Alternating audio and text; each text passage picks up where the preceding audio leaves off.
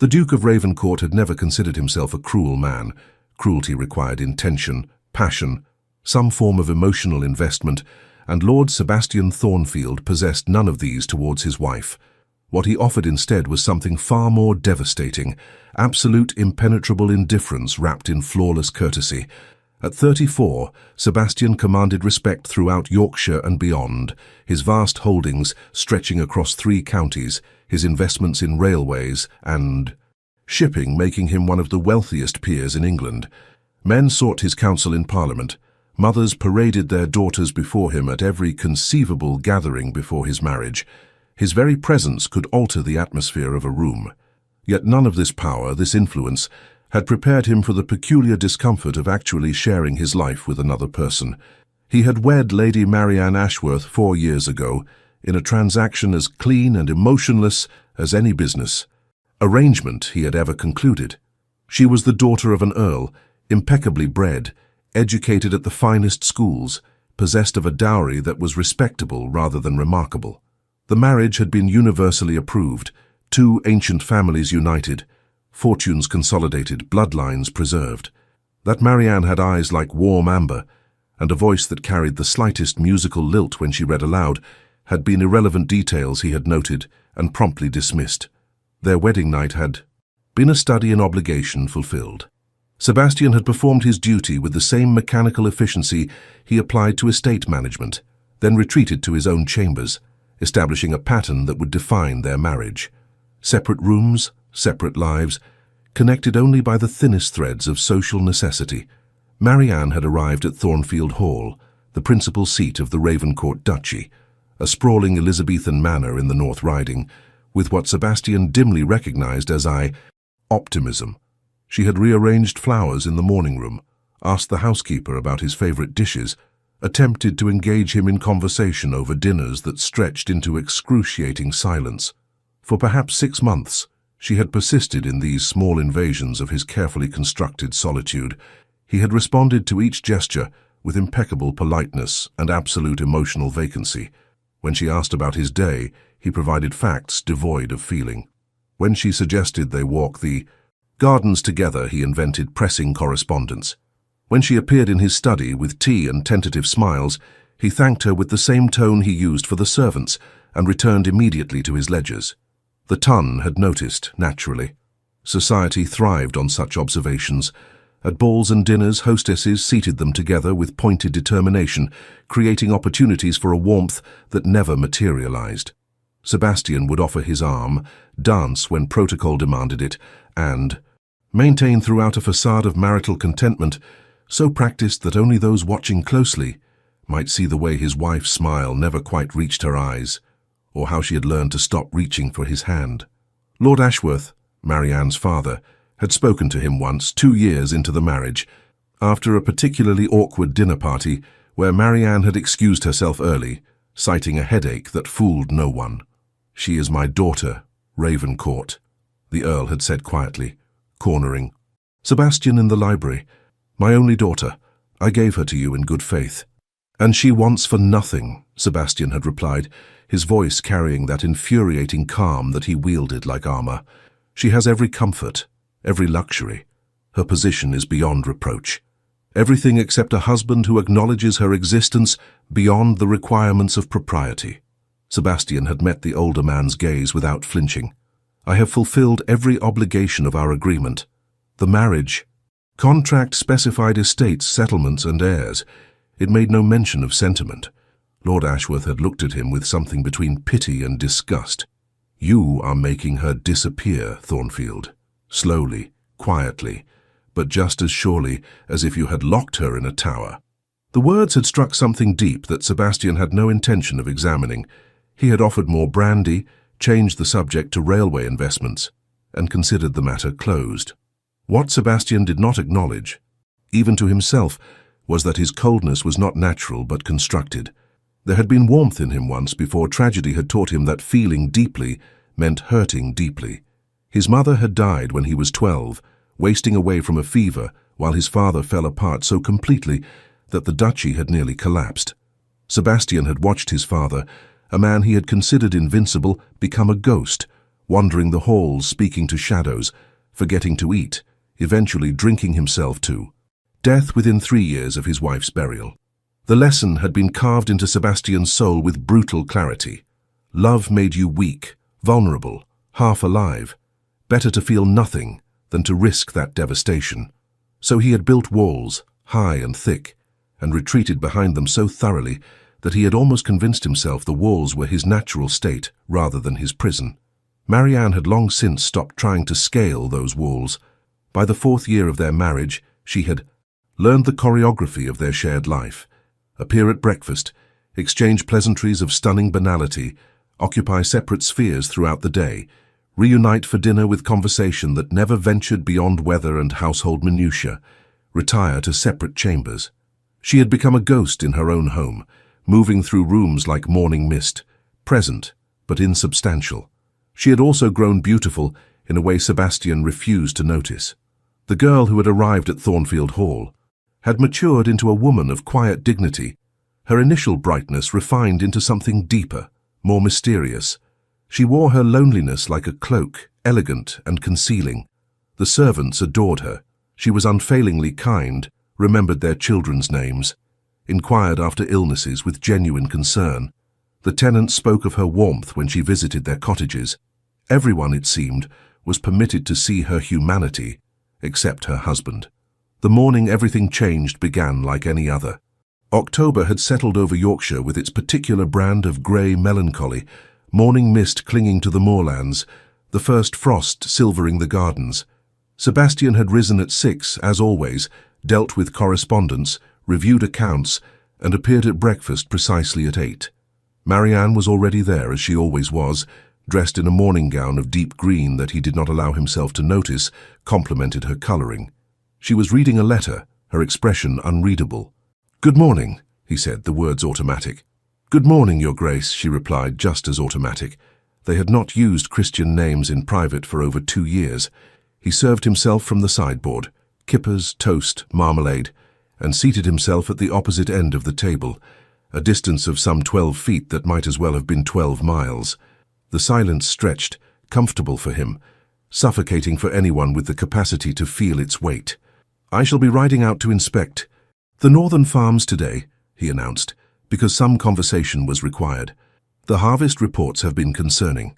"I hope you find matters more satisfactory than anticipated," Marianne said to her teacup. More silence. The clock ticked. Rain began pattering against the windows. "Will you require the carriage for any calls today?" he asked. Another routine question. Something flickered across her face, gone too quickly for him to interpret. "No, Your Grace. I shall remain at home." He nodded, returned to his newspaper, and considered the interaction complete. What Sebastian did not see, because he had trained himself not to see, was the way his wife's hands trembled slightly as she set down her teacup, or the breath she took before speaking again, a breath that suggested she was gathering courage for something significant. "Sebastian," she said, and the use of his Christian name was so unexpected that his eyes lifted from his newspaper despite himself. She was looking at him. Directly, those amber eyes holding something he could not quite name. For a moment, the briefest moment, something cracked in the wall he had built, and he felt the strangest sensation, almost like recognition, as if he were seeing her for the first time despite 4 years of marriage. "Yes?" The word came out more curtly than he intended, defense against whatever that feeling had been. Marianne studied him with an expression that might have been sadness or might have been something more final. "Nothing," she said at last. "Forgive me, I forgot what I meant to say." The crack sealed. Relief flooded him, relief that he recognized as cowardice but chose not to examine. "Quite all right. The morning is early yet." She rose from the table, suddenly, with a grace that seemed practiced. "If you will excuse me, I have matters to attend to." He stood, as courtesy demanded, nodded, and watched her leave. The door closed with a soft click that sounded, though he did not recognize it, like a decision being made. Sebastian returned to his newspaper, to his breakfast, to his routine. He finished his meal, spent an hour in his study, then departed for his inspection of the northern farms, exactly as planned. The day proceeded with the ordered precision he found comforting. He would not understand until much later, until it was almost too late, that the click of that door, the trembling of those hands, the way his wife had said his name after years of "Your Grace," all of it had been a farewell. By the time he returned to Thornfield Hall that evening, muddy and tired from a day in the saddle, Marianne had already begun dismantling the quiet life she had built in the spaces he had refused to occupy. In her chambers, a trunk stood open. In her eyes, when she heard his footsteps in the corridor and stilled like a deer sensing danger, there was no hope left at all, only resolution. And Sebastian, walking past her closed door without pausing, without knocking, without the slightest curiosity about his wife's day, had no idea that he had just walked past the moment when his carefully controlled life began to collapse.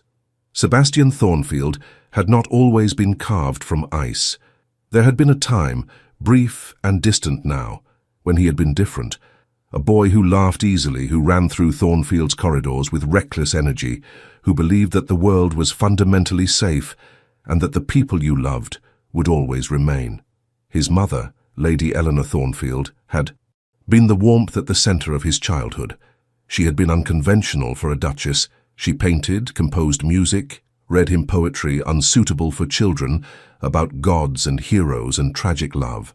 She had taught him to notice beauty, the way light fell through stained glass, the architecture of snowflakes, the precise shade of twilight in autumn. Every evening before bed, regardless of his father's disapproval, she would come to his nursery and they would talk about everything and nothing, his studies, her paintings, the stories they invented together about the portraits in the gallery. "You have a heart that feels deeply, Sebastian," she had told him once, when he was perhaps 11. "Never be ashamed of that. The world will try to teach you that feeling is weakness. The world is wrong." She had died 6 months later. The fever had come suddenly, viciously. Within 3 days, she went from vibrant presence to delirium to silence. Sebastian, kept from her sick room by frantic servants, and a father unraveling in real time, had heard her calling for him through the walls. They would not let him enter. By the time they relented, she was gone, and he was left with nothing but the memory of her voice and the crushing knowledge that love meant loss. His father, the 6th Duke, had not survived her death in any meaningful way. Oh, his body continued for 3 more years, but the man Sebastian had known, stern but fair, commanding, unshakable, vanished the moment they laid Eleanor in the family crypt.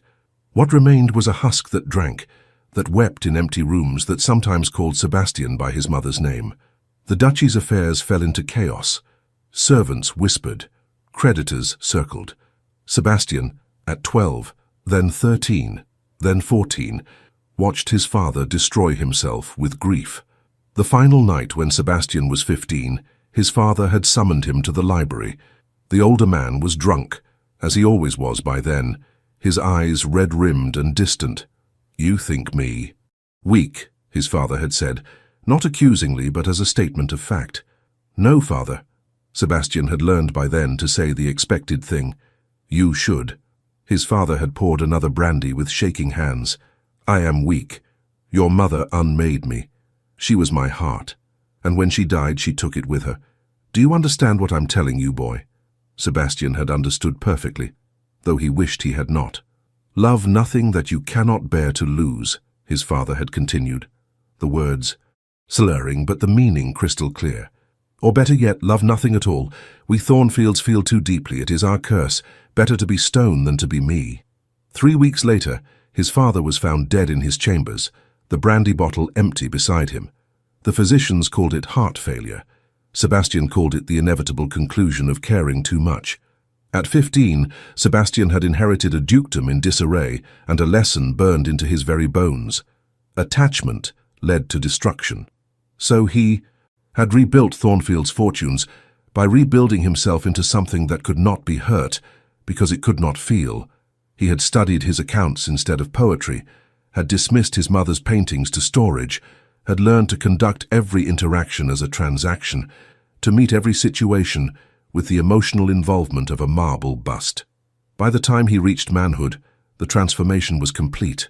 The boy who had cried for his mother had been buried so deeply that Sebastian sometimes wondered if he had ever truly existed. What remained was efficient, controlled, impervious, a duke who managed his holdings brilliantly, and his heart not at all.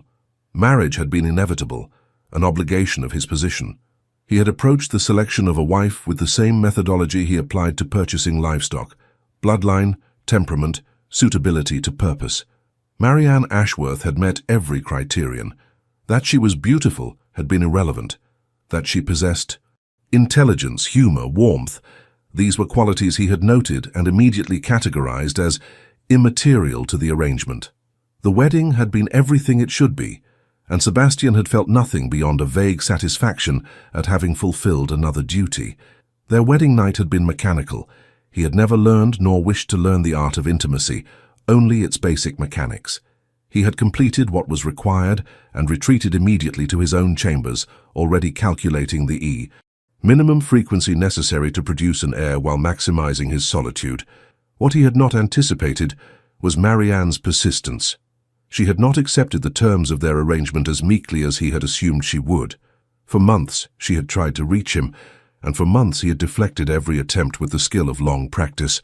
But there had been moments, small fissures in his armor, that he had immediately plastered over. The first time he had heard her laugh, genuinely laugh at something absurd the vicar had said during a dinner party. Something had shifted uncomfortably in his chest. He had left the room. When he had come upon her in the library, reading the same Tennyson his mother had loved, her lips moving slightly with the words, he had felt an echo of something dangerous. He had made an excuse and avoided the library for a month. The most threatening moment had come at the end of their first year of marriage. He had fallen ill with influenza, rare for him, and had been confined to bed with fever. Marianne had ignored his protests and nursed him herself, sitting by his bedside with cool compresses and quiet presence. In his delirium, he had thought she was his mother returned, had reached for her hand and held it like a drowning man holds driftwood. When the fever broke and he found himself holding his wife's hand while she slept in the chair beside him, exhausted from her vigil, he had felt terror, pure, visceral terror, because in that moment he had been vulnerable, had needed her, had perhaps even begun to. He had released her hand as if burned. When she woke, he had thanked her with cold formality and requested that in future such matters be left to the household staff. The hurt in her eyes had been evident, but he had ignored it as one ignores a draft from a poorly sealed window, something to be noted and dismissed. After that, he had redoubled his defenses. Every kindness she offered was met with politeness, so rigid it became rejection. Every attempt at genuine conversation was redirected to mundane topics or ended with his hasty departure. He had become masterful at the art of present absence, physically there, emotionally nowhere. What Sebastian did not admit to himself was that this required constant effort, that every night, alone in his chambers, he was aware of her presence just down the corridor, that sometimes he would find himself outside her door, hand raised to knock, before sanity reasserted itself and he retreated. That when she played the pianoforte in the music room, he would find excuses to walk past just to hear those few notes before catching himself and changing direction. The truth he could not acknowledge was that Marianne frightened him precisely because she mattered. She had slipped past his defenses simply by existing in his orbit, by being consistently kind when he was consistently cold, by maintaining her dignity when he offered her nothing but emptiness. He sensed, though he would never articulate it, that she had the power to do to him what his mother's death had done to his father, unmake him entirely. So he chose prevention. Better to keep her at a distance than to risk attachment. Better to be alone than to be destroyed. Better to hurt her in small daily doses than to open himself to the catastrophic hurt of loving and losing. What he did not realize, in his carefully calculated emotional isolation, was that his wife had already become essential, that he had grown. Accustomed to her presence at breakfast, her quiet movements through the house, the way she always ensured his preferred tea was available, the flowers she placed in his study that he pretended not to notice. She had woven herself into the fabric of his days so subtly that he had not recognized dependency for what it was. Now, returning from the northern farms as October darkness fell over Yorkshire, Sebastian rode through the gates of Thornfield Hall with his usual preoccupation: ledgers to review, correspondence to answer, dinner to endure. He was planning his evening with the precision he applied to everything, already anticipating the moment when he could retreat to his study, that sanctuary where he was required to be nothing but efficient. The house seemed quieter than usual as he entered, though he could not have said why he noticed. Harrison, the butler, took his coat and riding gloves with his customary discretion. "Her Grace?" Sebastian asked, the question automatic. He always asked, another empty ritual of husbandly concern that required no real interest in the answer. Harrison hesitated, so briefly that Sebastian almost missed it. "In her chambers, Your Grace. She requested a tray be sent up. She will not be joining you for dinner." Something in the butler's tone made Sebastian actually look at the man. Harrison had been with the family for 30 years, had served his father, and his expression was carefully neutral in a way that suggested effort. "Is she unwell?" "I could not say, Your Grace. She did not confide in me." Sebastian nodded, dismissed the information as unimportant. Marianne often had headaches, women's complaints, various indispositions that required privacy, and proceeded to his study as planned. He had reports to review from the northern tenant farms, yields that were disappointingly low, decisions to make about winter preparations. He worked through dinner, ate the cold meal that was brought to him, and continued working until nearly midnight. It was only when he finally rose from his desk, his eyes aching from ledgers and lamplight, that he noticed the house had an odd quality to its silence. Not the usual quiet of night, but something different, emptier somehow. He dismissed the fancy as exhaustion and made his way to his chambers. The corridor was dark except for the dim glow of gas lamps turned low. He passed Marianne's door, closed as always, and continued to his own rooms. It was not until he was preparing for bed that the thought occurred to him, unbidden and unwelcome. He had not seen Marianne at all today, not since breakfast, when she had said his name in that odd way, when she had looked at him with that expression he had not wanted to interpret. The thought persisted as he lay in bed, staring at the canopy above him. Why did it matter? They often went full days without seeing each other beyond breakfast and dinner. This was the arrangement they had settled into, the distance he had carefully cultivated. And yet, something was wrong. He could feel it the way one feels a coming storm, a pressure in the air, a quality of light that signals change. But rather than investigate, rather than rise from his bed and knock on her door and ask if all was well, Sebastian did what he had trained himself to do. He ignored the instinct. He closed his eyes. He willed himself to sleep. He did not hear the soft sounds from her chambers, drawers opening and closing, the rustle of fabric, the quiet, methodical work of someone making preparations. He did not see the way Marianne sat on the edge of her bed near dawn, her packed trunks beside her, her hands folded in her lap, her eyes dry but distant as she said goodbye to the life she had tried so hard to build. Sebastian slept, and in sleeping missed the last chance to reach for her before she let go entirely. When he woke the next morning, everything would be different, though he did not know it yet. The careful distance he had constructed, the emotional fortress he had built to protect himself, all of it was about to crumble, because Marianne had finally learned what he had never taught himself, that sometimes the only way to survive is to walk away from what is killing you, even if you love it. Especially if you love it. The first indication that something fundamental had shifted came at breakfast the following morning, though Sebastian, in his customary obliviousness to anything requiring emotional perception, did not recognize it as such. Marianne was not in the dining room. This in itself was not unprecedented. She occasionally breakfasted in her chambers when feeling poorly, but something about the quality of her absence felt different. The room seemed larger without her quiet presence, the silence more oppressive. Sebastian frowned at her empty chair, experienced a flicker of something almost like concern, and promptly dismissed it as he served himself from the sideboard. Harrison appeared with the Morning Post on a silver salver, his expression maintaining that carefully neutral quality from the previous evening. "Her Grace?" Sebastian inquired, accepting his correspondence without looking up. "She has already breakfasted, Your Grace, in her chambers." "I see she is feeling unwell?" "I could not say, Your Grace. She appeared quite well when I saw her. She was, Harrison paused with uncharacteristic uncertainty, occupied with correspondence. Sebastian nodded dismissively and turned, his attention to his own letters. Among the usual bills and agricultural reports was an invitation that made him pause. Lord and Lady Hartwick were hosting an autumn ball at Hartwick Park, their estate some 20 miles distant. Such invitations were common, and Sebastian typically found excuses to decline.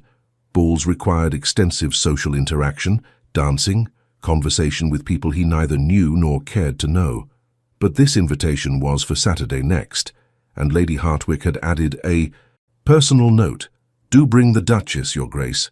We have been far too long without her company, and I understand she has become quite accomplished at the pianoforte. We should be delighted if she would favor us with a performance." Something about the note irritated him, though he could not have said why. The presumption that Marianne would wish to perform, perhaps, or the casual mention of an accomplishment he had been aware of only in the most abstract sense. Yes, he occasionally heard music from the music room, but he had trained himself not to pay attention, not to be drawn by something as dangerous as beauty. He set the invitation aside and thought no more of it until that evening, when Marianne appeared at dinner for the first time since the previous morning. She entered the dining room with her usual grace, dressed in a gown of midnight blue that he definitely did not notice, brought out the gold in her eyes, her expression serene and utterly unreadable. "Good evening, Your Grace," she said, her voice carrying none of the warmth that used to color even that formal address. "Good evening," he stood as courtesy demanded, waiting until she was seated before resuming his own seat. "I trust you are feeling better." "Better?" Her eyebrow raised fractionally. "I have been quite well, thank you. Harrison indicated you breakfasted in your chambers." "Yes. I required privacy for my correspondence."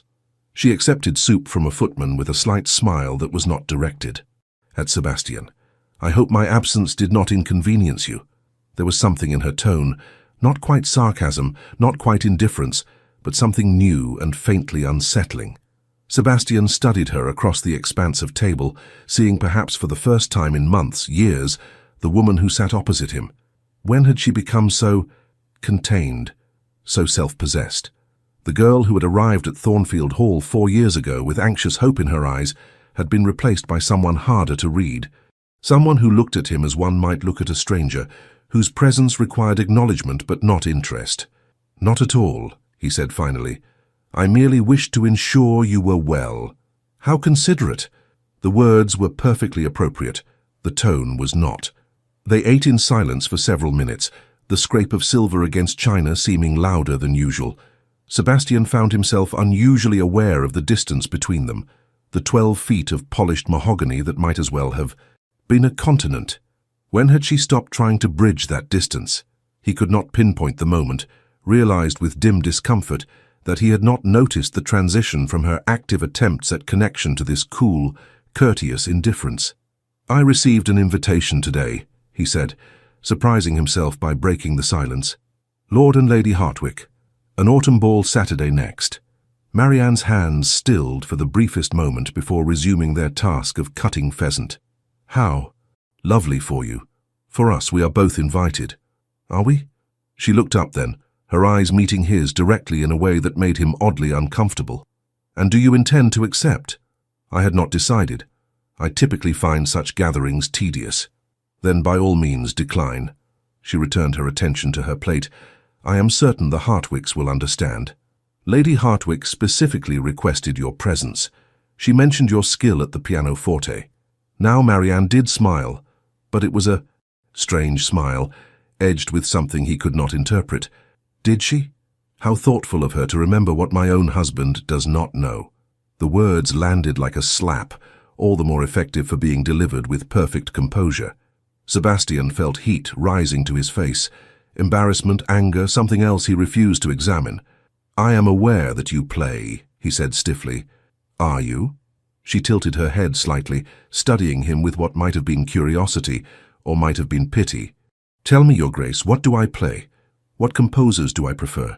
Do I favor Mozart or Beethoven? Do I sight read or play from memory? Do I practice in the mornings or the evenings?" He had no answers.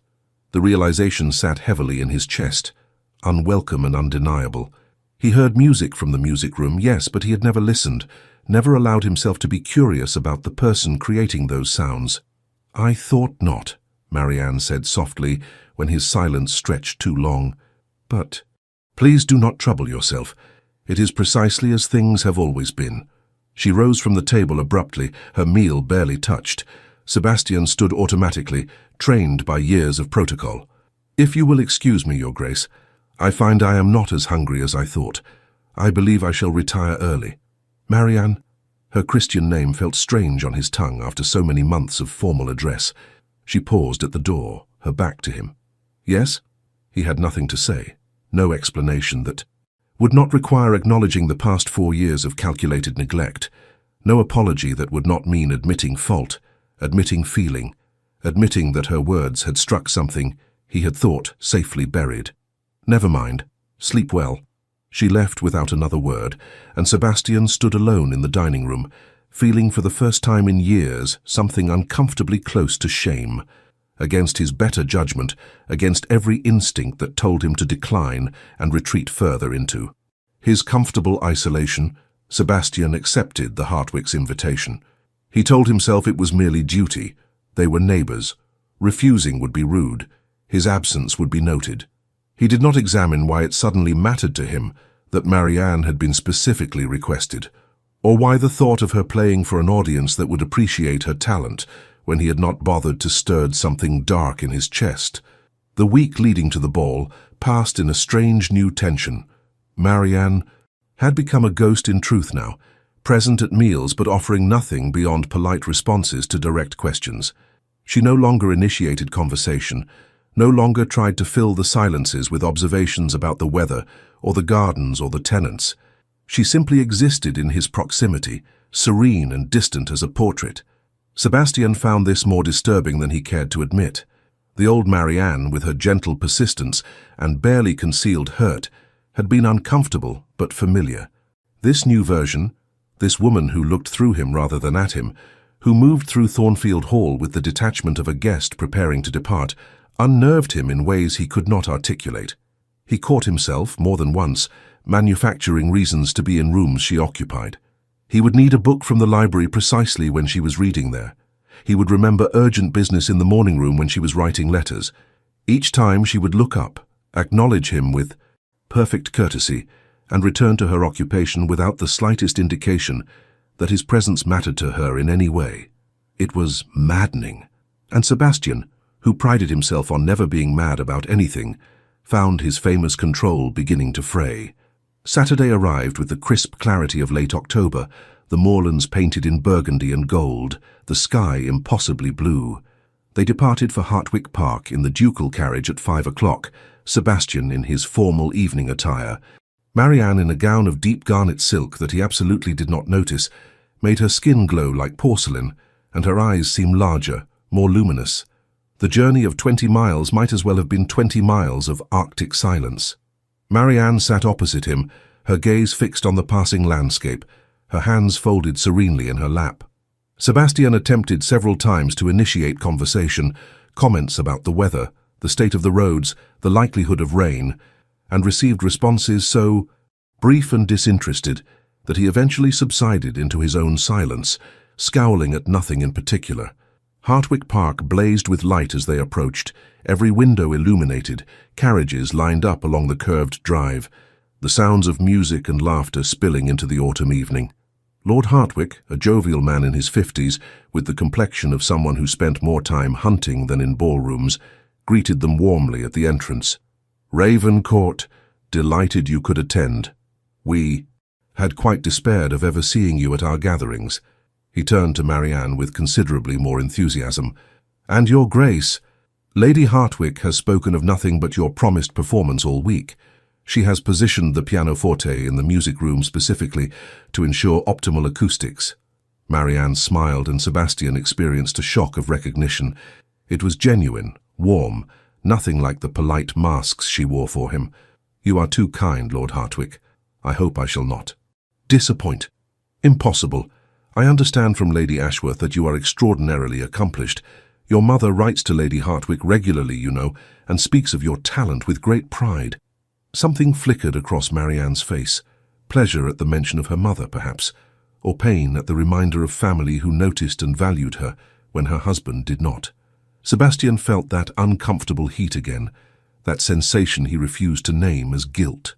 They entered the ballroom, and Sebastian's discomfort intensified immediately. He had forgotten how oppressive these affairs were, the press of bodies, the cacophony of conversation and music, the expectation of charm and sociability. He moved through the crowd with Marianne at his side, accepting greetings, making appropriate responses, counting the minutes until he could reasonably retreat to the card room or the library or anywhere less suffocating.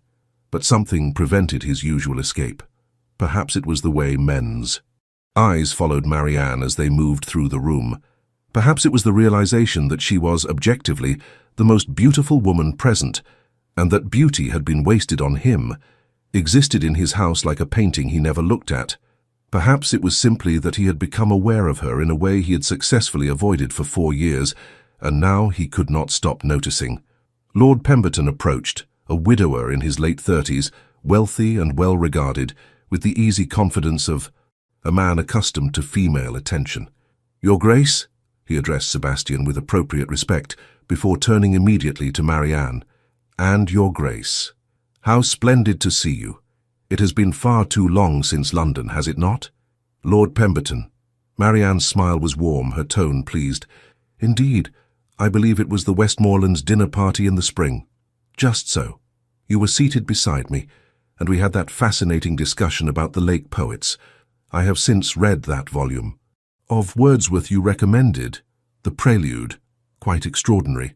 They continued conversing about poetry, about London, about mutual acquaintances, and Sebastian stood beside his wife like a piece of furniture, contributing nothing, understanding with growing irritation that Pemberton had cultivated more genuine conversation with Marianne in 5 minutes than Sebastian had managed in 4 years. "I understand you are to perform for us this evening," Pemberton was saying, his attention entirely on Marianne. "I confess I have been anticipating it since Lady Hartwick mentioned it. I heard you play once, you know, at the Devonishes Musicale 2 years ago.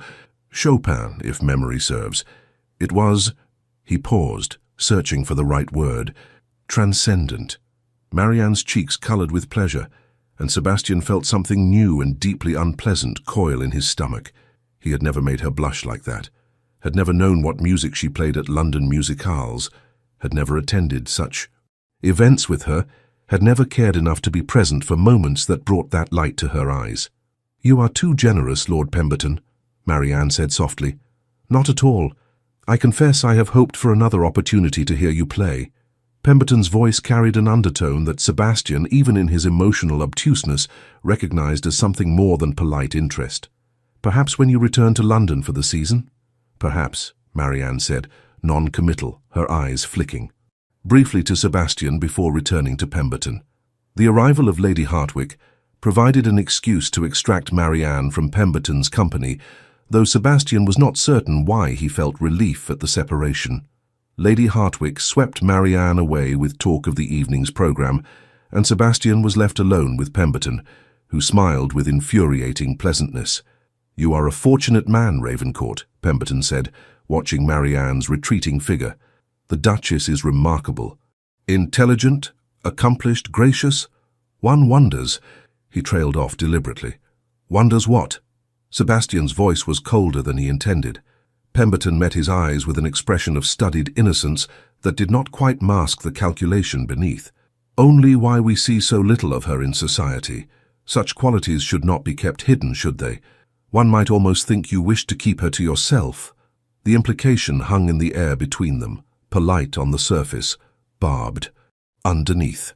Sebastian recognized it for what it was, a challenge, a suggestion that he did not properly value what he possessed, an indication that other men had noticed and would be happy to offer the appreciation he withheld.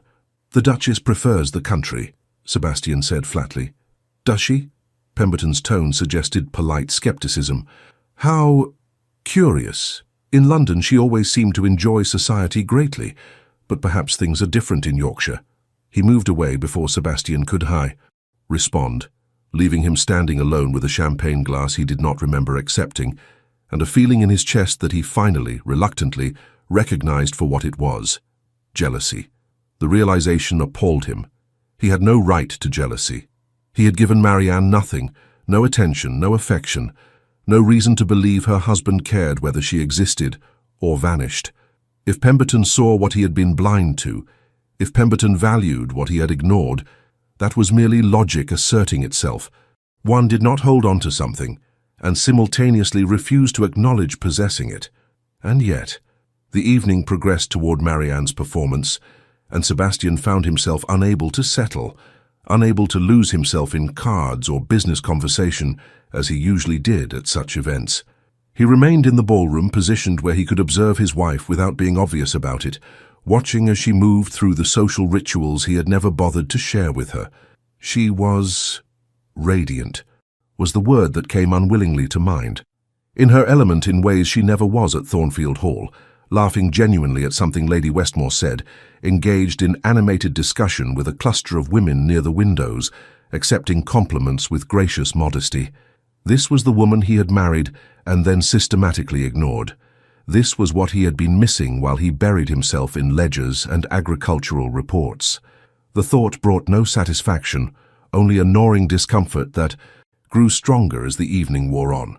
When Lady Hartwick finally announced the musical program, the guests assembled in the music room, a magnificent space with soaring ceilings and perfect acoustics.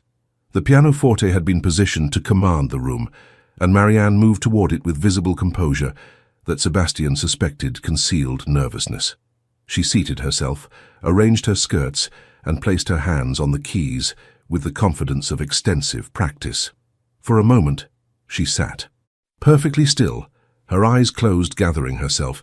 Then she began to play. The music that filled the room was Beethoven. Sebastian recognized it dimly from somewhere in his past, before he had taught himself not to hear such things. The Pathétique Sonata, passionate and melancholy and technically demanding. But it was not the technical proficiency that arrested his attention, though that was evident. It was the emotion poured into every note, the way Marianne's entire being seemed to channel into the music, giving it a depth and intensity that made the room hold its collective breath. He had not known. He had not known she possessed this, that she could create such beauty, that she had been living in his house for 4 years with this extraordinary gift, and he had never once asked to hear it, had never shown the slightest interest in this essential part of who she was.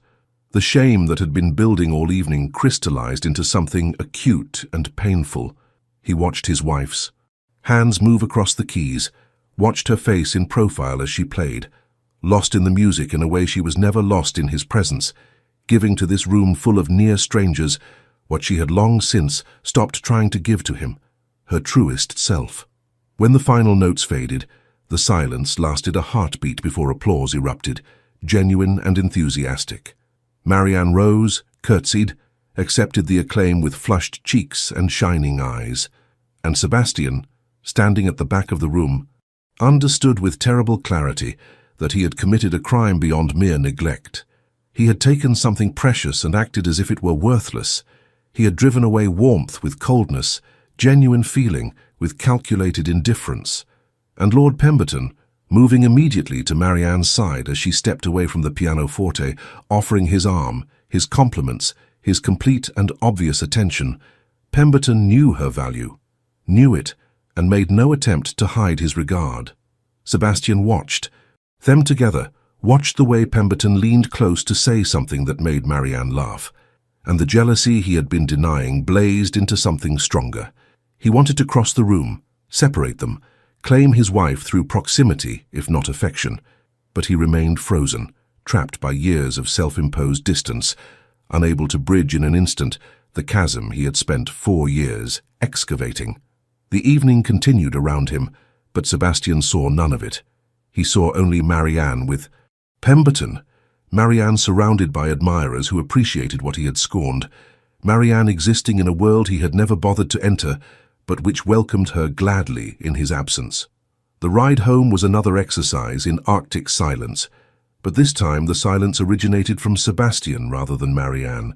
He was grappling with too many realizations, all of them uncomfortable, all of them pointing toward a truth he had avoided for years.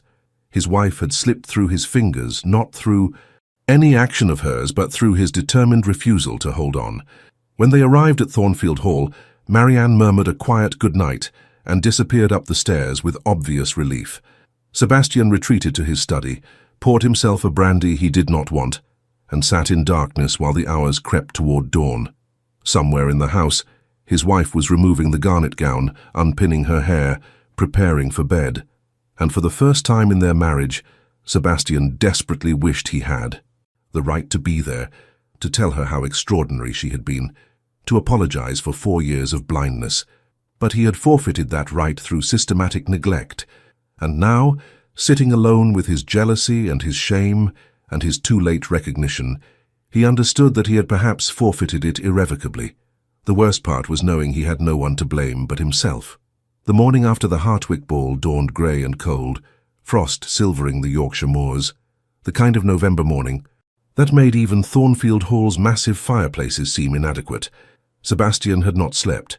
He had remained in his study until the sky lightened, wrestling with thoughts that refused to be organized into his usual neat categories of problem and solution. The jealousy from the previous evening had not faded with darkness, had not been rationalized away by his usual mental discipline. If anything, it had intensified. Complicated by other feelings he lacked the vocabulary to name. Regret, perhaps, or shame, or the belated recognition of value in something he had dismissed as inconsequential. Marianne's face, as she played, lost in music while surrounded by people who appreciated her gifts. Pemberton's obvious regard, the way he had looked at her with undisguised admiration, the realization that other men saw what Sebastian had trained himself not to see, all of it circled in his mind like birds of prey, tearing at the comfortable detachment he had cultivated for so long. He found himself, as dawn broke, standing outside Marianne's door, his hand raised to knock. The corridor was silent, the household not yet stirring. He could knock. He could speak to her. Tell her, what? That he had suddenly noticed her existence after 4 years of studied indifference. That he objected to Lord Pemberton's attention despite having forfeited any right to such objection. That her performance had moved him, though he had never bothered to hear her play before. Any words he might offer seemed inadequate, clumsy, too little and too late. His hand remained suspended in air, frozen by uncertainty that was itself foreign to him. Sebastian never hesitated. Hesitation implied doubt, and doubt was a luxury he had long ago decided he could not afford. He lowered his hand and walked away. At breakfast, Marianne appeared as usual, though something in her expression seemed different. More resolved, perhaps, or simply more distant. She was dressed for travel in a practical day dress of deep green, and there was something in the set of her shoulders that suggested purpose. "Good morning, Your Grace," she said, taking her seat. "Good morning." He studied her across the table, searching for words that might bridge the 12 feet of mahogany and the 4 years of cultivated separation. "You played beautifully last evening. I did not know you were so accomplished." She looked at him then, directly, and her expression was unreadable. "Thank you. Though I wonder how you could—" "No, given that you have never asked me to play, never attended any performance I've given, never shown the slightest interest in whether I played at all." The words were not angry. They were simply factual, which somehow made them worse. "I regret that," Sebastian said stiffly, the admission costing more than he expected. "It was remiss of me." "Remiss?" She repeated the word as if tasting it, finding it inadequate. "Yes, that is certainly one way to describe 4 years of comprehensive indifference." The silence that followed was different from their usual silences, charged, heavy with things unsaid for too long. Sebastian felt something cracking in his chest, that carefully constructed wall showing its first real fissures. "Marianne," he stopped, uncertain how to continue. He had no practice in this, in genuine conversation that required vulnerability. All his words were armor, deflection, the language of transactions, and emotional distance. "Sebastian," she set down her teacup with deliberate precision. "I am leaving Thornfield Hall today." The words did not immediately make sense. Leaving for where? A visit to her parents? Shopping in York? He stared at her, uncomprehending. "I am returning to my father's house in Hertfordshire," she continued, her voice steady. I have already written to inform them. A carriage will arrive this afternoon. Leaving? The word finally penetrated. For how long? Indefinitely. She met his eyes without flinching. I am leaving. You, Sebastian. Or rather, I am ceasing to live in the fiction that we have a marriage in any meaningful sense of the word. The crack in his chest widened, something cold flooding in. You cannot simply leave. Can I not? Her eyebrow raised slightly. You have been absent from our marriage for 4 years. I am merely making that absence physical as well as emotional. Surely you, who have made such an art of my non-existence, should welcome the convenience of my actual departure. This is absurd. He stood, the chair scraping against the floor. You are my wife. In name only. She remained seated, maddeningly calm. Tell me, Sebastian, what exactly would change in your life if I were not here? You do not speak to me beyond basic courtesy. You do not share meals with any real companionship. You maintain separate chambers. You take no interest in my activities, my thoughts, my existence beyond what is required for the most minimal appearance of propriety. What, precisely, would you miss about my presence? He had no answer. The realization was devastating. She was right. He had constructed his life at Thornfield Hall to function as if he were unmarried, as if the woman across from him were a particularly permanent houseguest rather than his wife. Her departure would change nothing in his daily routine, because he had ensured she occupied no genuine space in that routine. The scandal, he began. Ah, yes, the scandal. Marianne's smile was bitter. Your concern for my welfare is touching, though I note it manifests only when my actions might reflect poorly on you. The scandal of a wife living separately from her husband is unfortunate, but I suggest it is no worse than the scandal of a husband treating his wife with such obvious indifference that all of society whispers about it. Lord Pemberton mentioned it last evening, you know. How strange it was that I never attended London events with you. How curious that you and I seemed to barely acknowledge each other's existence. The mention of Pemberton sent heat through Sebastian, anger, jealousy, something more complicated. Pemberton had no business. Pemberton was kind.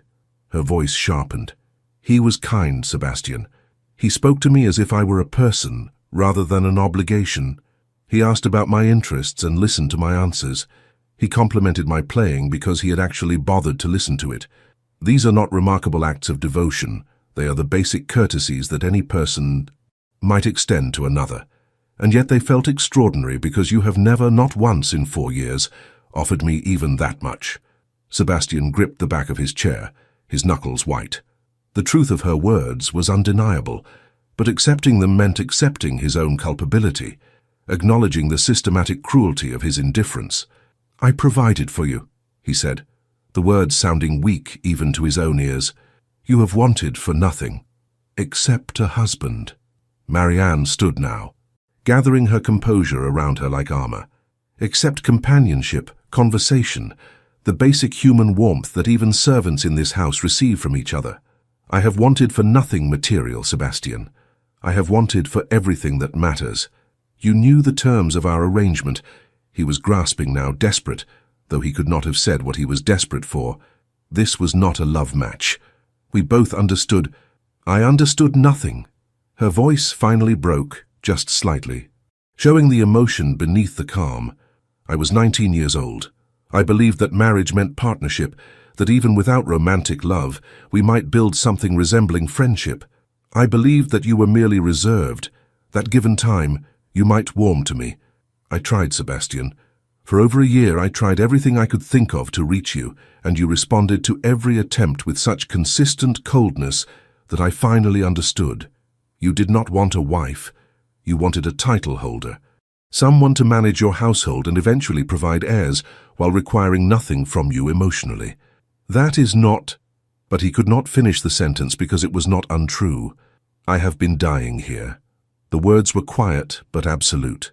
Slowly, quietly, dying of loneliness in a house full of people, married to a man who looks through me as if I were glass. I have tried to content myself with music, with reading, with managing the household, with visiting tenants.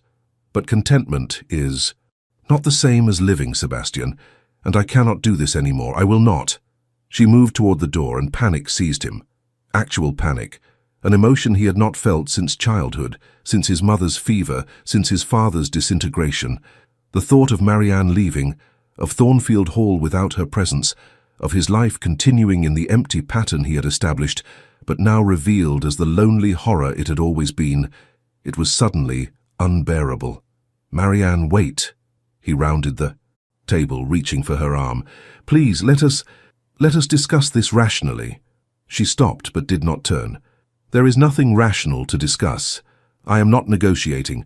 I am informing you of a decision I have already made. You cannot just abandon our marriage."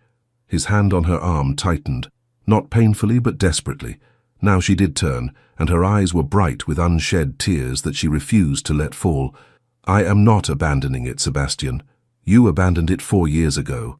I am simply, finally accepting that abandonment as the permanent state you clearly intended it to be." "That is not what I intended." The words burst from him, unplanned, raw. "I never intended—" "What did you intend?" She pulled her arm free, but gently. "What was your goal in treating me with such meticulous indifference? What did you hope to achieve by ensuring that I felt less welcome in this house than the scullery maid?" He had no answer that would not require excavating his father's ruin, his mother's death, the lessons he had learned about love and loss and the necessity of emotional fortification.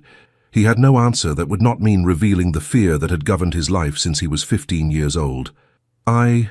He stopped, started again. "I did not want to—" "To what?" When he remained silent, she nodded, as if confirming something to herself. "You cannot even say it. You cannot articulate what you feel, what you fear, what you want. You are locked so tightly inside yourself that there is no room for anyone else, and I cannot continue to live as a ghost in your periphery, hoping that someday you might notice I exist." "I notice." The admission felt like tearing something vital. "I have always noticed." She studied him with an expression that might have been pity. "Then that makes it worse, doesn't it? If you noticed and still chose to treat me as you have, then it was not neglect, but deliberate cruelty." "I had hoped it was neglect, Sebastian. Cruelty would mean there is nothing to salvage." "It was not cruelty." He was floundering, desperate, his usual articulate command of language deserting him utterly. "It was protection." "Protection?" She laughed, but without humor. "Protection for whom?" "For both of us." The words came from somewhere deep and unexamined. "For you from my inadequacy. For me from—" He stopped, unable to continue. "From what?" She moved closer, and he could smell her perfume, something with lavender that he had trained himself not to notice. "From caring, from feeling, from the possibility that you might actually have to be vulnerable with another human being."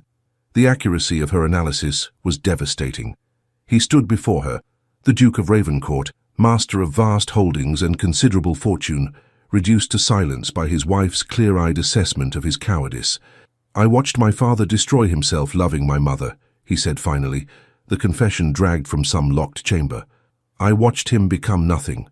After she died, I swore I would never allow myself to be that vulnerable."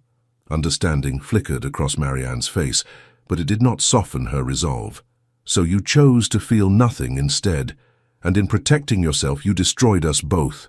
You do not have half of a marriage, Sebastian. You have no marriage at all, and you never have. We could—" He reached for her again, and she stepped back, creating distance that felt final. "We could try again. I could try." "Try what?" "To pretend. These 4 years did not happen. To act as if you did not systematically teach me that my presence in your life was at best an inconvenience to be tolerated. I am not a project you can suddenly decide to attend to, Sebastian. I am a person who has spent 4 years being erased by your indifference. And I am done. Please." The word was foreign in his mouth, desperation making him honest in ways he had never allowed himself to be. "Please do not leave. Give me one reason to stay." She waited, her eyes holding his. "One genuine reason that is not about scandal or duty, or the inconvenience of separation. Tell me why I should remain in a marriage that has brought me nothing but loneliness." He opened his mouth, closed it again. The reasons crowded his throat because I notice you more than I have admitted, because your absence will hollow out this house, because the thought of Pemberton or anyone else offering you the attention I have withheld makes me want to break things, because I am afraid of what your leaving means about the waste I have made of both our lives. But he could not say any of it. The words required vulnerability he had spent 20 years learning to avoid. They required admitting need, acknowledging feeling, tearing down walls he had built with such determination that they had become load-bearing structures of his identity. The silence stretched. Marianne watched him struggle, and something in her expression shifted from hope to resignation. "I thought not," she said softly. "You cannot even offer me that much, a single honest feeling expressed without armor." She turned and walked to the door. This time, he did not try to stop her. He stood frozen, trapped in the prison of his own making, while she paused in the doorway. "For what it is worth," she said without turning back, "I did love you, Sebastian. Or I loved who I hoped you might become if you ever allowed yourself to be human. That is the saddest part of all of this, not what we were, but what we might have been if you had been brave enough to try." She left. The door closed, and Sebastian remained standing in the empty dining room, surrounded by the wreckage of his own choices, understanding too late that the walls he had built to protect himself had not kept him safe at all. They had merely kept him alone. The house felt different after Marianne left. Sebastian told himself this was imagination, that Thornfield Hall remained exactly as it had always been, the same furniture, the same servants moving through their duties, the same routine he had cultivated so carefully. Yet something essential had shifted, as if the air itself had thinned, making each breath slightly more difficult than it should be. He had not stopped her departure. He had stood at his study window and watched the carriage pull away down the long drive, her trunk strapped to the back, and had done absolutely nothing. Pride had kept him there, pride and the paralyzing fear that any action he took would only confirm what she had said, that he was incapable of genuine feeling, locked so deeply within himself that connection was impossible. The first week passed in a fog of routine. Sebastian threw himself into estate business with even more determination than usual, rising before dawn, working until well past midnight. The northern farms needed attention. The investments required review. There were tenants to visit, accounts to audit, correspondence to answer. He filled every hour with activity, leaving no space for thought, no room for the uncomfortable awareness that had taken root in his chest since the morning she left. But Thornfield Hall conspired against his denial. Everywhere he turned, there were reminders of the presence he had ignored for 4 years and now could not stop noticing. The morning room where she had taken her tea, always positioned to catch the best light for reading. The garden paths she had walked each afternoon, her footprints still visible in the damp earth. The music room, its door closed now, the pianoforte silent. The servants noticed, of course, they said nothing. Well-trained staff knew better than to comment on their employers' domestic arrangements. But Sebastian caught the looks exchanged between Mrs. Hendricks, the housekeeper, and Harrison. Pity, perhaps, or judgment. Both were equally unbearable. On the 8th day, Lord Ashworth arrived unannounced. Marianne's father was shown into the library, where Sebastian was attempting to focus on agricultural reports and failing utterly. The Earl looked older than Sebastian remembered, his face lined with an anger that was all the more effective for being tightly controlled. Ravencourt. No honorifics, no courtesy, simply cold acknowledgement. Lord Ashworth. Sebastian stood, bracing himself. I did not expect— No, I imagine you did not expect to face the father of the woman you have driven from her own home. Ashworth moved further into the room, his eyes hard. My daughter arrived at my house a week ago. Do you know what state she was in? Sebastian said nothing. There was nothing to say that would not make things worse. Composed, Ashworth continued, his voice brittle with restrained fury. Perfectly composed, calm, rational. She explained the situation with such careful lack of emotion that my wife wept, though Marianne herself did not shed a single tear. Do you understand what that means, Ravencourt? What you have done to her? I understand that she was unhappy. The words were inadequate, but they were all Sebastian had. Unhappy. Ashworth's laugh was harsh. She was dying, you fool, slowly suffocating in a marriage to a man who treated her with less consideration than he would give a horse. Unhappy does not begin to describe the systematic destruction of a young woman's spirit that I witnessed when she walked through my door. The words landed like physical blows. Sebastian gripped the edge of his desk, needing the solid reality of wood beneath his hands. "I never intended," he began. "Your intentions are irrelevant." Ashworth cut him off with a sharp gesture. "Your actions are what matter. 4 years, Ravencourt. 4 years you had my daughter under your roof, and you could not manage even basic human kindness. What manner of man does that? What manner of husband?" "A careful one." The answer came from that deep, defended place. "A man who learned that attachment leads to devastation." "So instead you chose to devastate someone else," Ashworth moved closer, his voice dropping to something more dangerous than shouting. "You chose to protect yourself by destroying her? That is not carefulness, Ravencourt. That is cowardice of the most contemptible kind." The word struck home because it was true. Coward. He had been hiding behind the excuse of protection, of learning from his father's mistakes, but in truth he had simply been afraid. Afraid to feel, afraid to risk, afraid to be vulnerable enough that loss might matter. "What would you have me do?" Sebastian heard himself ask, and hated the weakness in his voice. "I would have you leave her alone." Ashworth's eyes were cold. "You have already taken 4 years of her life. Do not compound the injury by attempting to draw her back into your emotional wasteland now that you have finally noticed her absence. She is my wife, in name only, and you made it so. If you have any decency at all, you will let her go. Petition for separation if you must, on grounds of incompatibility. I will not fight it. Neither will she. Give her back her freedom, since you never valued the gift of her presence." The Earl turned to leave, then paused at the door. "My daughter deserves better than you, Ravencourt. She always did. I should never have agreed to this marriage. That is my failure, and I will live with it. But I will not allow you to hurt her further. Stay away from her." He left, and Sebastian sank into his chair, Ashworth's words echoing in the sudden silence. "Stay away from her. Let her go. She deserves better than you." All of it true, all of it unbearable. November bled into December. The moorlands turned harsh and beautiful, frost hardening the ground, the sky taking on that peculiar grey quality of approaching winter. Sebastian moved through his days like a man under water, everything muffled and distant, his carefully constructed routine revealed as the empty thing it had always been. He found himself, against all logic, spending time in the rooms Marianne had occupied. The morning room where her embroidery still lay abandoned on a side table, the threads she had been working in shades of blue and gold, the library where her reading chair remained positioned by the window, a bookmark still holding a place in a volume of Keats she had not finished, the music room where he finally, weeks too late, opened the pianoforte and stared at the keys she had touched, imagining her hands moving across them with the grace and emotion he had witnessed at the Hartwick ball. He tried once to play.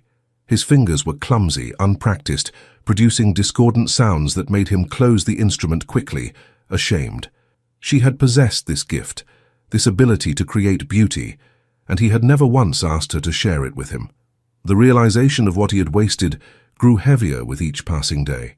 Not just her music, but everything she might have offered if he had been willing to receive it. Conversation, companionship, warmth in a house that had been cold since his mother's death. She had arrived at Thornfield Hall with hope, with the generous assumption that their arranged marriage might become something real, and he had systematically destroyed that hope through calculated indifference. Letters arrived from London, invitations to the winter season, business correspondence, the usual social obligations. Among them, one from Lady Hartwick, expressing concern at the rumours circulating about the Duke and Duchess of Ravencourt living separately, hoping that all was well, mentioning almost casually that Lord Pemberton had been making inquiries about Her Grace's health and circumstances. Sebastian read that line multiple times, feeling the jealousy surge again, hot and irrational. Pemberton, who had spoken to Marianne with obvious regard, who had looked at her the way Sebastian had never allowed himself to look. Pemberton, who might even now be in Hertfordshire, calling on the Ashworths, offering Marianne the attention and appreciation that her husband had withheld. The thought made him physically ill. He tried to bury himself deeper in work, but concentration eluded him. He would find himself staring at nothing, replaying conversations with Marianne, the few genuine ones they had ever had. Her words in the dining room that final morning played on an endless loop. "I did love you, Sebastian, or I loved who I hoped you might become if you ever allowed yourself to be human." Past tense. Had loved. No longer. He had.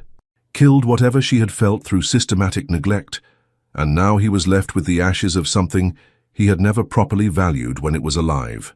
December brought heavy snows to Yorkshire, blanketing the moors in white, isolating Thornfield Hall further. Sebastian stood at his window one evening, watching snow fall in the darkness, and found himself remembering his mother.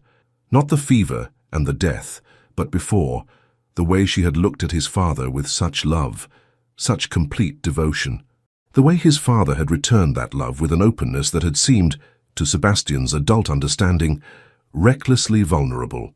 His father had been destroyed by that love, yes, but he had also been made whole by it, had lived with a fullness and joy that Sebastian, in all his careful control, had never experienced. His father had loved completely, and when that love was taken from him, he had shattered. But at least he had loved. At least he had known connection, intimacy, the profound, human experience of being truly known by another person. Sebastian had chosen safety over risk, control over feeling, and what had it gained him? An empty house, a hollow life, and the loss of a woman he had never properly appreciated until she was gone. The realization that had been building for weeks finally crystallized into something clear and terrible. He had made the wrong choice. Not in marrying Marianne, that had been the one thing he had done right, though entirely by accident, but in responding to that marriage with such determined emotional absence. He had been given a gift and had treated it as an obligation. He had been offered love and had responded with indifference. And now it was too late. Or was it? The question lodged in his mind, persistent and uncomfortable. Ashworth had told him to stay away, and Sebastian's pride agreed. What right did he have to pursue Marianne now, after everything he had done? What possible words could bridge 4 years of systematic cruelty? Through neglect. But another part of him, a part that had been silent for so long he had forgotten it existed, whispered differently, that he owed her more than absence, that he owed her the truth of what he felt, even if that truth was too late to matter, that she deserved to know she had not been worthless, but rather so valuable that he had been terrified by the power she held over him. He had been a coward. Ashworth had been right about that, but there were different kinds of cowardice. There was the cowardice of emotional withdrawal, which he had already committed, and there was the cowardice of accepting defeat without fighting, of allowing his fear to have the final word. If he went to her now, she might reject him, probably would reject him, and justly. She might tell him that his sudden awareness was too late, too convenient, too obviously a response to loss rather than appreciation. She might look at him with the same distant courtesy she had worn like armor in those final weeks at Thornfield Hall, and he would have no defense, no argument against her coldness, because he had taught her that coldness himself. But at least he would have tried. At least he would have been honest, vulnerable, willing to risk the pain he had spent his adult life avoiding. At least he would have offered her what he had never given before, the truth of his feelings, unarmored and uncalculated. The decision, once made, brought a clarity that was itself terrifying. He would go to Hertfordshire. He would face Marianne and her father and whatever judgment they chose to render. He would tell her what he should have told her years ago, that she mattered, that his indifference had been fear rather than lack of feeling, that he had been wrong in every way a man could be wrong. She might send him away, she probably would send him away, but he would accept that outcome if it came, would grant her the separation she requested, would release her from a marriage that had brought her only pain. But first he would fight for her, not with pride or control or any of the weapons he had used to keep her at a distance, but with the only thing he had never given her, absolute, terrifying honesty. Sebastian stood at the window, watching snow fall over the Yorkshire moors, and felt something crack open in his chest, something that had been sealed since he was 15 years old, since his father's death, since he had decided that feeling was too dangerous to permit. It hurt. God. It hurt more than he had imagined possible, this sudden rush of emotion after years of numbness. But for the first time in 2 decades, Sebastian Thornfield, allowed himself to feel without immediately constructing defenses against the feeling.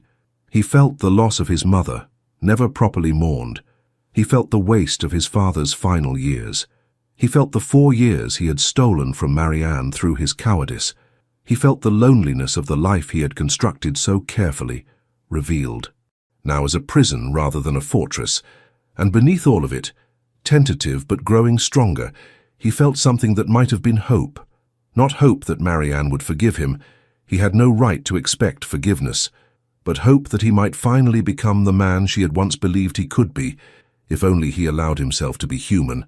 The snow continued falling, blanketing Thornfield Hall in white, and Sebastian made his plans. He would leave in the morning, as soon as the roads permitted. He would go to Hertfordshire, to the Ashworth estate, and he would do what he should have done 4 years ago. He would see his wife, truly see her, and he would tell her the truth. Whatever came after, he would face it. But he would not be a coward anymore. Even if courage came too late, it was better than the alternative of never trying at all. The journey to Hertfordshire took 3 days through December snow and frozen roads. Sebastian travelled alone, having dismissed his valet's protests that a duke should not arrive at another peer's estate without proper attendance. This was not a social call, requiring the full regalia of his position. This was something far more essential and far more humble, a man attempting to repair damage he had spent 4 years creating. The Ashworth estate emerged from winter landscape like something from a painting. Tudor architecture softened by snow, smoke rising from multiple chimneys, lights glowing golden in windows against the gathering dusk. Sebastian had been here once before, years ago, for the negotiations preceding his marriage to Marianne. He had approached it then with cool calculation, evaluating the property with the same detachment he had brought to evaluating his future bride. Now, staring at those lit windows, and knowing Marianne was somewhere within, he felt his carefully prepared composure beginning to fracture. The butler who answered his knock looked shocked to see him, though training quickly smoothed the expression into professional neutrality. "Your Grace, we were not expecting— I wish to see my wife." The words came out more forcefully than Sebastian intended. "Please inform her that I am here." "Her Grace is—" The butler hesitated, clearly uncertain how to handle a situation unprecedented in his experience. "Perhaps it would be best if I announced you to Lord Ashworth first." "No." Sebastian stepped into the entrance hall, not quite forcing his way in, but making clear he would not be easily dismissed. "I wish to see my wife, now if possible." Voices carried from somewhere in the house, female laughter, lighter than Sebastian had heard in years, followed by the deeper tones of Lord Ashworth, saying something that provoked more amusement. The sound struck Sebastian with unexpected force. Marianne was laughing, genuinely laughing, in a way she never had at Thornfield Hall. The confirmation of what her life had been with him, so devoid of joy that even basic laughter had been impossible, settled like lead in his stomach. Lord Ashworth appeared in the doorway of what was clearly a family drawing room, his expression transforming from pleasant to thunderous the moment he saw Sebastian. "Ravencourt, what the devil are you doing here?" "I wish to speak with Marianne." "Her Grace," Ashworth corrected coldly, "does not wish to speak with you. I thought I made that clear when I visited Thornfield Hall." "Nevertheless," Sebastian straightened, drawing on the authority of his title not to command but simply to project the determination he felt. "I have travelled 3 days through appalling weather. I will not be turned away without at least the opportunity to—" "To what?" Ashworth moved closer, his voice dropping to a furious whisper. "To hurt her again? To offer empty apologies that change nothing? You have done quite enough damage, Ravencourt. I will not permit you to do more." "Father!" Marianne's voice came from the drawing-room doorway, and every nerve in Sebastian's body went taut. "What is happening? Who is—" She stopped, seeing him. For a moment her expression was completely unguarded. Shock, pain, something that might have been hope before being ruthlessly suppressed. Then the mask descended, that same distant courtesy she had worn in their final weeks together, and Sebastian felt the loss of her openness like a physical blow. "Sebastian, not Your Grace." His Christian name, but spoken with no warmth, simply acknowledgement. "I did not expect to see you here." She looked different. Not diminished as he had half feared, but rather more herself, wearing a simple gown of blue wool, her hair arranged less formally than she had worn it at Thornfield Hall, her face showing colour that might have been from the fire's warmth or from riding in the cold. She looked, he realized with a pang, healthy, happy even, in a way she never had in their marriage. Marianne. Her name felt sacred in his mouth, something to be handled carefully. I apologize for the intrusion. I know I have no right to your time or attention, but I had to come. I had to speak with you. There is nothing to say. Her voice was steady, but he heard the effort that steadiness required. You made your position abundantly clear over 4 years. My leaving should not have surprised you. It devastated me. The words fell into silence. Ashworth looked between them, his expression suggesting he wanted to intervene but was uncertain how. Lady Ashworth had appeared behind Marianne, her hand on her daughter's shoulder, protective and concerned. Marianne, Sebastian continued, please, grant me a few minutes of your time. I will accept whatever you decide afterward. If you wish me to leave and never return, I will honor that. But please let me speak with you, privately. She studied him for a long moment, her amber eyes searching his face for something. Whatever she saw there must have surprised her, because her expression shifted, the rigid control, softening slightly into uncertainty. Very well, she said finally. A few minutes in the library. Ashworth made a sound of protest, but Marianne raised a hand. It is my decision, Father. I can hear what he has to say without coming to harm. The library was a smaller, more intimate space than Thornfield Hall's grand version, lined with books and smelling of leather and wood smoke. A fire burned in the grate, and the December darkness pressed against the windows. Marianne moved to stand by the fire, not sitting, maintaining physical distance that was clearly intentional. Sebastian remained near the door, suddenly uncertain how to begin. You look well, he said finally, inadequately. I am well. She folded her hands before her, the gesture defensive. Better than I have been in years, if I am honest.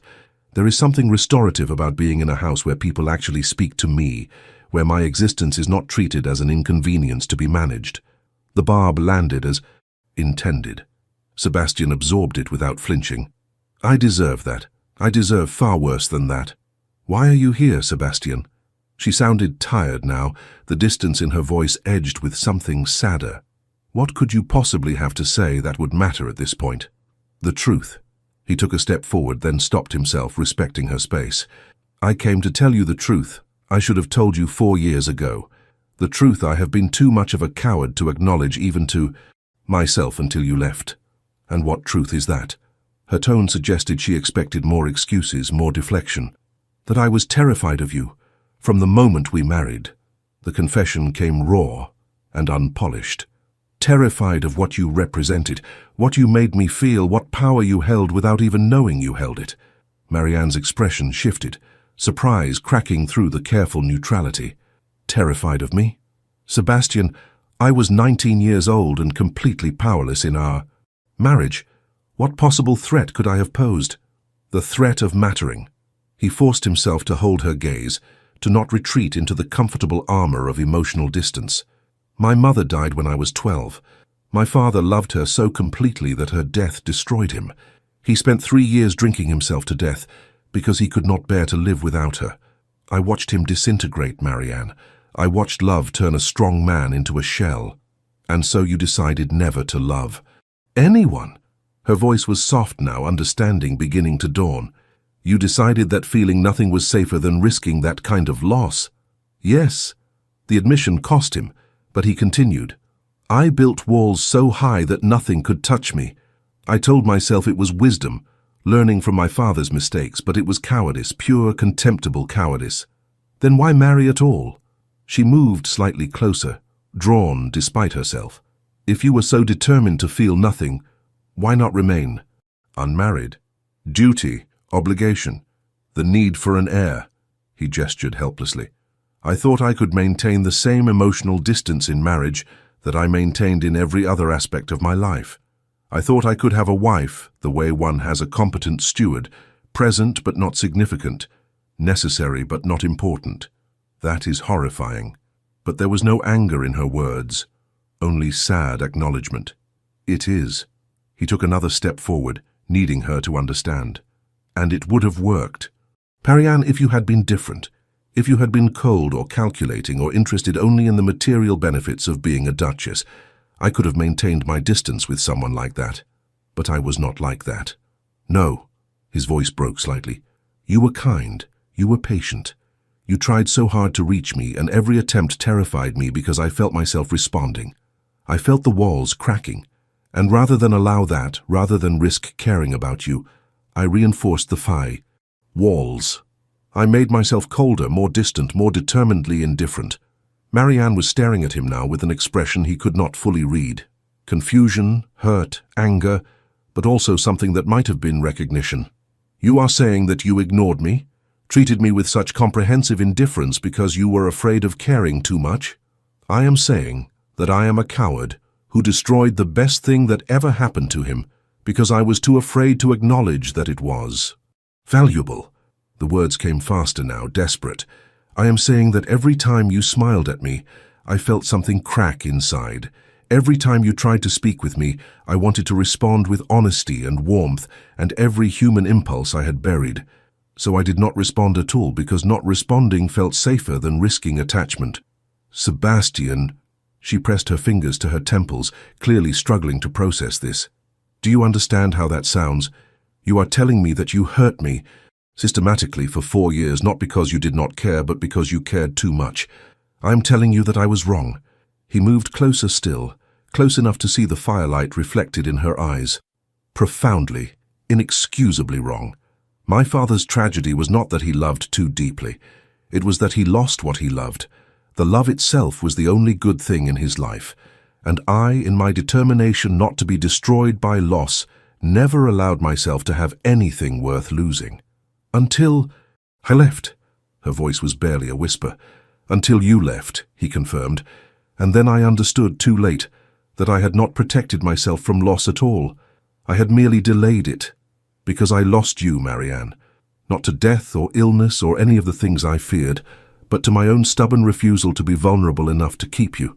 Tears were sliding down her cheeks now, though she made no sound. Sebastian reached up instinctively to brush them away, then stopped himself, uncertain if he had the right to touch her. She noticed the aborted gesture, and something in her expression softened. You are telling me this now, she said, her voice thick with emotion. After 4 years, after driving me away, after making me feel so worthless that I had to leave to preserve what remained of myself. You are telling me this now. I know. He let his hand drop. I know the timing is unconscionable. I know I have no right to expect anything from you after what I have done. But I could not let. You believe that my indifference was real, Marianne. I could not let you think that you were somehow insufficient, when the truth is that you were too significant. You were everything I was afraid to want. I do not know what to do with this. She turned away, moving to the window, staring out at snow-covered grounds. For 4 years, I believed you simply did not care. I built my entire understanding of our marriage on the foundation of your indifference. And now you are telling me that everything I believed was wrong? Not wrong.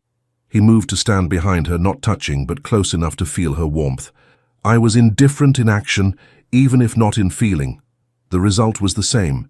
You suffered because of my cowardice. Whether I secretly cared while inflicting that suffering does not absolve me of responsibility for it. No, she agreed, it does not.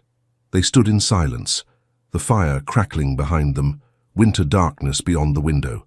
Sebastian could see their reflections in the glass. 2 figures standing close but not touching, the space between them filled with 4 years of damage. What do you want from me? Marianne asked finally. Why did you really come here? To tell you the truth.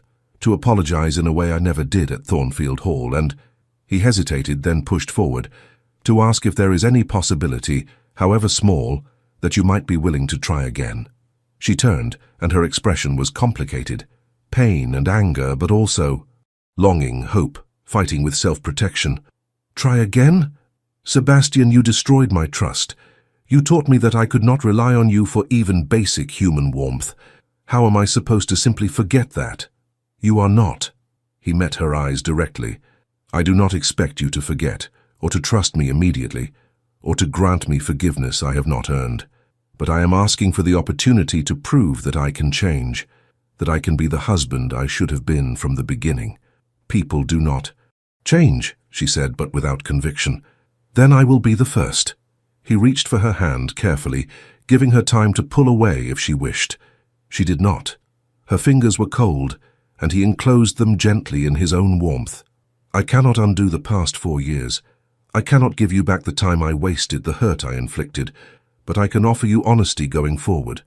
I can promise to spend the rest of my life proving that you matter to me, that you have always mattered, even when I was too broken and afraid to admit it. Pretty words, she whispered, but her hand remained in his. You have always been good with words when necessary, Sebastian. How do I know this is not simply pride speaking? Anger that I left rather than accepting the terms you established? You do not know. He tightened his hold on her hand, desperate to make her understand. You cannot know unless you give me the chance to demonstrate through action rather than words. I'm not asking you to return to Thornfield Hall tomorrow and pretend nothing happened. I'm asking you to let me court you, Marianne. Properly, the way I should have done before we married. Court me? She stared at him.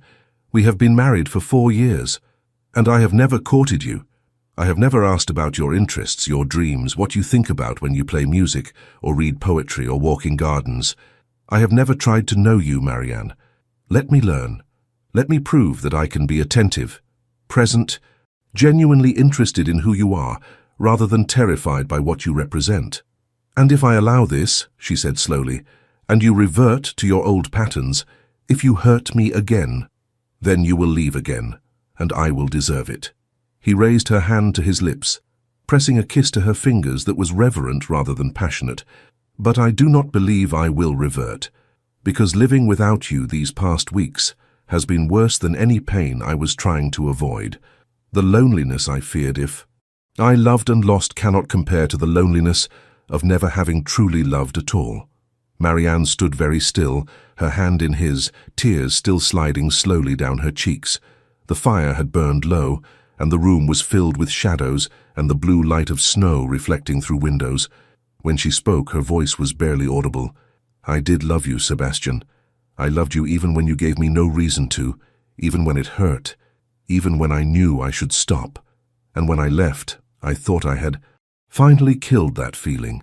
But standing here now, listening to you say these things I have wanted to hear for 4 years, I do not know what I feel.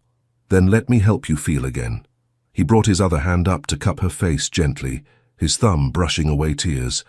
Let me court you, care for you, show you every day that you are valued. I cannot promise perfection.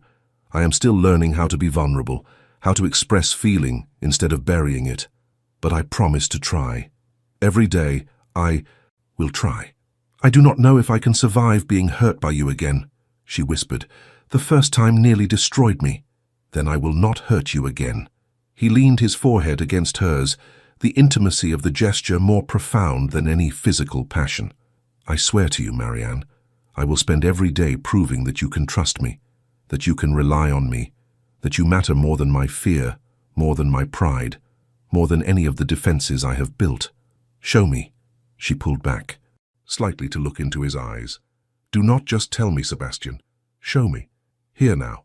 Give me something that proves this is real, that you are capable of what you promise.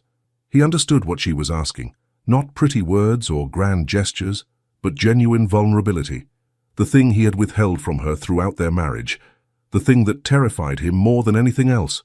I am afraid, he said softly. Right now, standing here with you, I am more afraid than I have been since I was a boy watching my father fall apart. Because you have the power to hurt me, Marianne. You have always had that power. And admitting that, acknowledging that I need you, that your opinion matters, that your absence has left me hollow, it goes against every instinct I have cultivated since I was 15 years old. Go on, she encouraged gently. I missed you. The words came haltingly, dragged from somewhere deep. Every morning at breakfast, I missed you. The silence was not comfortable anymore. It was suffocating. I missed your voice, your presence, the small things you did that I pretended not to notice, the flowers you placed in my study, the way you ensured my tea was always prepared correctly, The sound of you playing the pianoforte that I would walk past just to hear for a few seconds before forcing myself away. You heard me play? Always. He smiled sadly. I always heard you, Marianne. I simply could not allow myself to acknowledge that I was listening. But after you left, I went to the music room. I opened the pianoforte and tried to play, wanting to understand what you felt when you touched those keys. I was terrible, as I expected, but I understood something in that moment. You were giving beauty to that house, to my life, and I had been too stubborn and afraid to appreciate it. Marianne was crying openly now, but these tears seemed different. Not pain alone, but something more complicated. Relief, perhaps, or the beginning of healing. Say my name, she requested. Suddenly, the way you did this morning when I left Thornfield Hall, you said it once and it sounded different. Say it again. Marianne. He infused the syllables with everything he felt, regret and longing and desperate hope. Marianne, I am so sorry. I am sorry for every day I made you feel invisible. I am sorry for every time I left a room to avoid connection. I am sorry for teaching you to expect nothing from me when you deserved everything. She reached up to touch his face, her fingers, tracing the line of his jaw with a gentleness that undid him completely. I do not know if I can forgive you immediately, she said honestly. The hurt is too deep, too recent. You cannot expect 4 years of damage to be repaired by one conversation, no matter how honest. I know. He turned his head to press a kiss to her palm. I'm not asking for immediate forgiveness. I am asking for the chance to earn it over time. If I agree to this, she said carefully, there will be conditions. I will not return to Thornfield Hall immediately. I will not step back into the same patterns that destroyed me before. If you wish to court me, you will do so properly, calling here, spending time together, learning to actually communicate. And the moment I feel you retreating back into indifference, the moment I sense you building walls again, I will leave. Permanently. Understood. Relief flooded through him, so intense it made him dizzy. Any conditions you require, Marianne, I will meet them. All. And you must learn to be honest, she continued, not just in grand moments like this, but in everyday interactions. If something bothers you, say so. If you need time alone, ask for it directly, rather than manufacturing coldness. I can handle honesty, Sebastian. What I cannot handle is the silent rejection that leaves me guessing what I did wrong. I will learn. He pulled her closer, and she allowed it, resting her head against his chest. I am not naturally given to emotional expression. You know this. But I will practice. I will try. And when I fail, because I will fail sometimes, I will accept correction and try harder. They stood like that for several minutes, simply holding each other in the firelight, the silence now comfortable rather than oppressive. Sebastian felt something loosening in his chest, that tight knot of control he had maintained for so long beginning to unravel. It was terrifying. It was also liberating in ways he had not anticipated. I have a confession, Marianne said against his chest, her voice muffled by his coat. When you arrived tonight, my first instinct was joy. Before the hurt and anger, before the protective distance, there was joy. That frightened me because it meant I had not stopped caring as completely as I thought. Is that a good thing or a bad thing? He stroked her hair, marveling at being allowed this simple intimacy. I do not know yet. She pulled back to look at him. Ask me again in 6 months after I have seen whether your actions match your words. 6 months of courtship. He smiled, and it felt strange on his face, this genuine expression of pleasure. I can do that. I will do it so well that you will have no doubt of my sincerity. Sebastian. Her expression turned serious. I need you to understand something. I am not the same woman who arrived at Thornfield Hall 4 years ago. The girl who wanted nothing more than to please you, who measured her worth by your approval. She is gone. I had to kill her to survive. The woman I am now will not accept less than genuine partnership, true respect and honest affection. Good. He cupped her face in both hands, holding her gaze. I do not want that frightened girl back. I want the woman standing before me now, strong enough to leave when she was being destroyed, brave enough to give me another chance despite having every reason not to. This woman, this Marianne, is who I want to know, to court, to eventually deserve if I am very fortunate. She smiled then, tentatively but real, and Sebastian felt something shift in his chest, some final wall crumbling. He leaned down slowly, giving her time to refuse, and pressed his lips to hers in a kiss that was gentle, reverent, nothing like the perfunctory contact of their wedding night. This was a promise, a beginning, an acknowledgement that they were starting over from a place of honesty rather than obligation. When they finally separated, both slightly breathless, Marianne rested her forehead against his. "This will not be easy," she warned. "Rebuilding trust never is." "I know." He held her close, grateful beyond measure for the weight of her in his arms. "But I would rather struggle towards something real than live comfortably in the emotional wasteland I created. You were right that morning at Thornfield Hall. I was not living. I was merely existing. Safely, yes. Carefully, yes. But utterly alone in the middle of a marriage that could have been extraordinary if I had been brave enough to try." "Then try now." She looked up at him, and in her eyes he saw both the hurt he had inflicted and the possibility of something better. "Try every day, Sebastian. That is all I ask. I will." He sealed the promise with another kiss, longer this time, more confident.